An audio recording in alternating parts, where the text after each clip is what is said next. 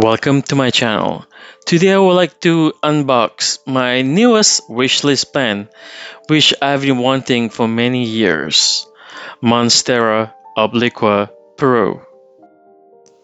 The plant was shipped through USPS 2-day priority mail from upstate New York. The plant was carefully secured inside the box using tape and recycled newspaper. I remember back in the day, this plant worth $3,000 and a single note was $700. With the drop of plant prices nowadays, this plant has become more affordable. Anyway, most importantly, this plant survived the extreme heat today at 96 degrees. Here's the close-up of my Monstera Obliqua Peru.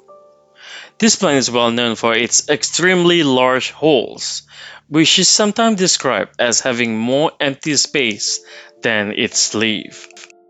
This plant requires high humidity of 80% and above.